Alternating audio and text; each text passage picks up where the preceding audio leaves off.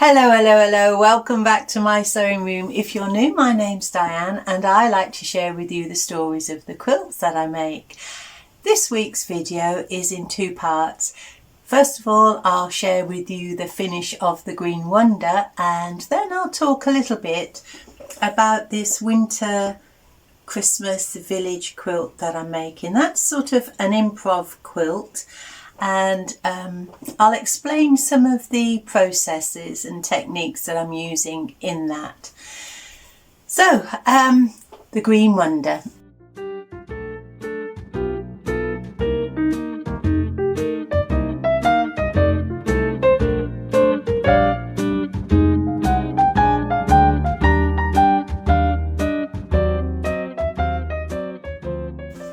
There is a video that I posted. My last video was creating the flimsy of the Green Wonder. So if you are interested in how that came together, have a look back at that.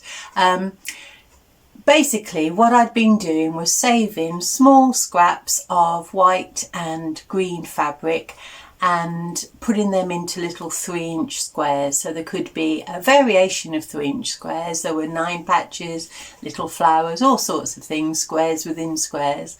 And I was just using my small amounts of fabric to make these little improv blocks. And when I had quite a few, I thought, I wonder what I could do with these. And this is why I called it the Green Wonder, because I just had no idea for quite a while. I kept wondering. And anyway, last video, like I say, explains exactly how that came together. So I put it together. I had the batting, and then I ordered some backing, and there was a delay. But finally it came, and it's this lovely Robert Kaufman in the Midnight Jungle, I think it's called. I'll show the details. And I decided that I would add an extra border around the Green Wonder. So I put a 3-inch strip all the way around, and then I basted it and I quilted it on my domestic sewing machine using a cross hatch. And it came together really well. It's a bit larger than I usually make. It's 67 inches square, so it's really lovely. I'm going to put this one in my folksy shop when I get a minute. It's not that I can't put it in the shop, but I've been a little bit busy in the garden. It's full time, autumn here in the UK, beautiful weather, so I've been tidying up, and we're about to have some fencing replaced. Really boring, horrible thing to do in the garden, but the landscapers are really lovely. I'm waiting for them to turn up and get the fence replaced, but I've had to move shrubs so they can get to the fence, and everything that goes with that. I'm also having a pergola built because I thought a little bit of shade now we're having these hot summers. So that's all on the go. Got poked in the eye. The shrubs were fighting back as I was removing some and potting them up to go elsewhere. I got poked in the eye, but that's all right now. Healed, not too bad. So now let's get back to this winter or Christmas village quilt. I'm trying to stay away from Christmas village because I thought if I just use fabrics that aren't too Christmassy, that it could have a longer life over the winter period rather than, just for that short festive season. Although I needed some more whites for the snow on the roofs. And like I say, I popped to my local fabric store. They didn't have any whites still, and so I'll show you what I bought. I ended up buying 2 fat quarter bundles. There's 5 pieces in each, and I bought them just for the white bits of fabric that are in there. So I will use the others. I'm getting a collection of Christmassy fabric, so I will put the rest in. So there's this white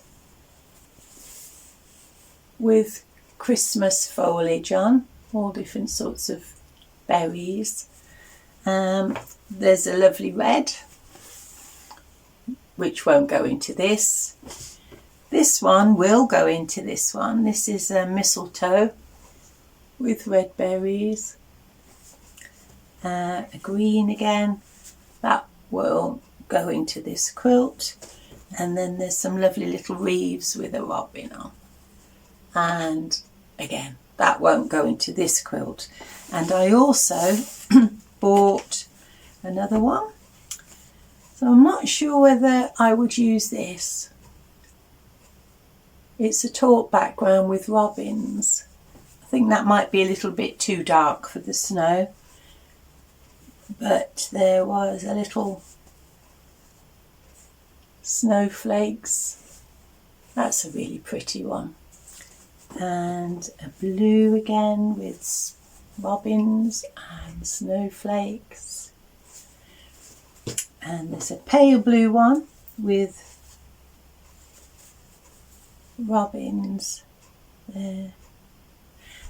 And in that fat quarter, I think I'll only use this.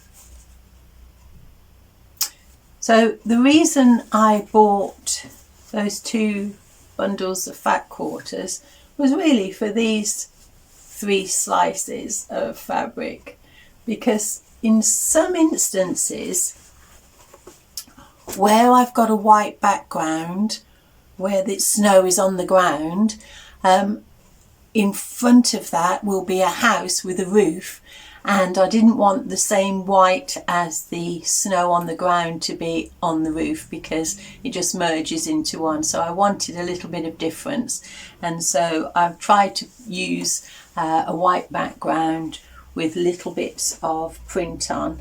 I have been using this one, just see which worked well. These are a little bit bigger, but I still think I could use that, and then I'll use these. The more I'm looking at that one, I think I might not, because that's reading more like a green, so it'll probably be those 2. Just a little bit of contrast between the snow on the ground and the roofs in front. So what I'm doing is I'm working from the sky down. So I'm forming hills, and I've finished now with that blue background with the dots on, which I think looks really like snow falling, sort of late afternoon, isn't it, on a winter's day. And I'm trying to create the impression of hills. So if I move there, you can just see there are some steps coming down, and I think in this corner now I'm going to put some steps coming down here just to bring it forward a little bit.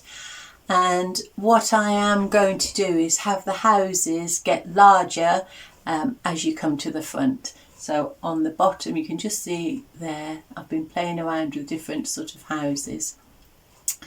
So I will explain some of the technique I've used.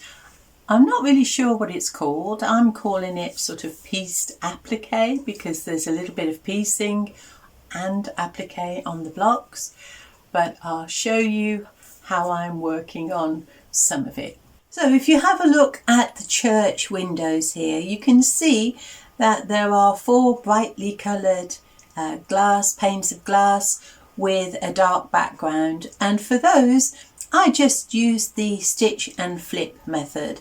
So I just created the tops, and then I put sashing down the side, and I put a little bit on top just to give me the overhang for the roof, and then I added the background sky to the left hand side just to give me the depth, and then I put the roof on the top. And then the next process is something that I've used throughout the quilt, and this is where I'm using an applique method. And so you can see there's a strip of white above the roof, and that is where I want to create the snowfall that's sitting on top of the roof. So if you look closely at this strip here, you can see that I have sewn a wavy edge along one side of the snow, and It's a gentle curve, not too deep, just a gentle flow along there, and I've used a small stitch just above a 2. So then I take my very sharp pointy scissors here and I just make little snips up to that sewing line on the edge, so the piece I want to turn under. Sometimes if there is a deep curve on some of the snowfall, then I will cut out a little V so that it gives me a nice turn under. But if it's a gentle curve, then I'll just do little snips and then I turn it back just with my finger pressing, and then I steam it flat. I don't use any glue or anything like that. You can if you want to, if you've got small pieces, but I just find that I just press it over and steam it flat. So on this image, I've turned under those seams. You can't see that row of stitching, that's under the turn. And now I'll pin that in the place I want it to be on the roof, and then I will put a row of stitching as close as possible to the edge of that curve. And then I flip it over and I trim away the excess. So I've trimmed away that roof, and I keep all the tiny slithers because it doesn't matter how small the pieces are, I can use those elsewhere in the quilt. So throughout this quilt there will be times where I am cutting out larger pieces of the background that I've sewn on, but I do use that elsewhere. And then to get the slope of the roof, I've just created some more stitch and flip areas so that background sky will take off the corner, and then I can square up the roof. And I've added more background here, and you can use that basic method to create all sorts of shapes. I've used it for the rounded shrubs and the little lollipop trees that are on there, and I've also used it for a little, you can just see here that little red piece. That's a public telephone box. We still have them in the UK. There are modern colours as well. That is a classic. I think they call it the K6 or something like that. But a classic design. So I used the same method. So I trimmed around the top part and then I snipped and turned that under to create this little telephone box. And as you can see, I have also used a little bit of hand stitching. I'm doing running stitches on the windows just to give it a little bit of interest, and I've used that on the houses too. The smaller houses where I can't create a frame because it's too fiddly to work with something that small, but I am putting little bits of detail, running stitches there. And I think you'll be familiar with every other technique and process that I'm using in this quilt. I'm just, like I say, working from the back forward, so from the top down. So the distance is at the top of the hill, so the smaller houses are up there, and as I move closer to the front, the houses will gradually increase in size, and that'll be it. I have no plan. The only plan I have today is that I want to put another set of stairs by these houses here. So I'm going to put some steps coming down, and then I'll put some more houses or other things. I was thinking I might like to put a frozen pond in there somewhere. I think that would look nice. So I don't intend to put any people, I don't think. I could, but I don't think so. But I think I'll just leave it empty. But when this quilt is finished, I will share all of those details with you. I think what I will do, because it's getting quite long, the video, so I'll be able to speed it up a little bit when I show you, but there won't be any explanations or anything on that. I'll just show you the quilt growing as each piece came together, I think. I think that'll be the best way to do that. And then you could, if you have any questions, I will answer them if I can. So that's what I'm going to be doing in my sewing room. I will put my quilt in my folksy shop at some point. Terrible businesswoman. But yeah, I hope that you are enjoying your sewing still. Whatever you're doing, it's just fabric, isn't it? It's just fun.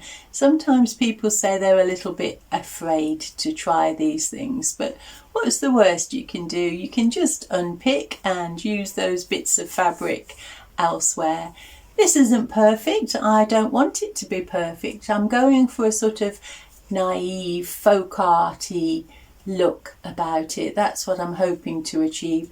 If I wanted to do something that was, perfection, I would probably use English paper piecing to try and get, straight lines and perfect houses. But that's not the intention for this. The intention is to create something that is joyful and bright and something that will keep you warm on a cool winter's night.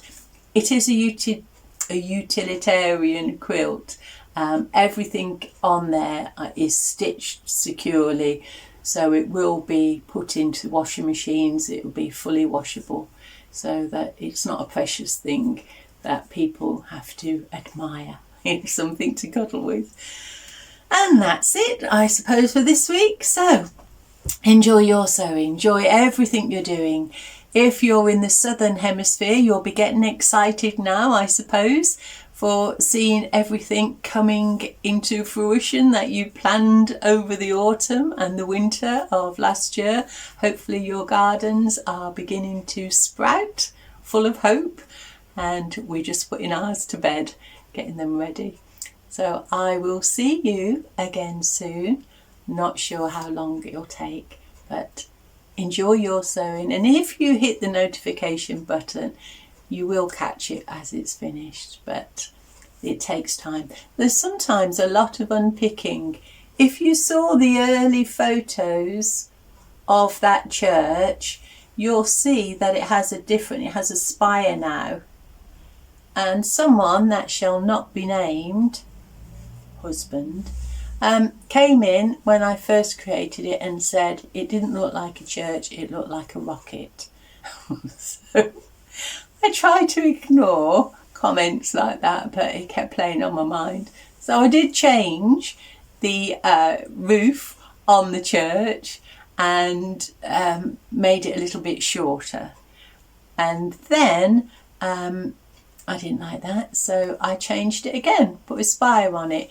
In fact, if you have a look there at that house, the point of that little house there was once the point of the church.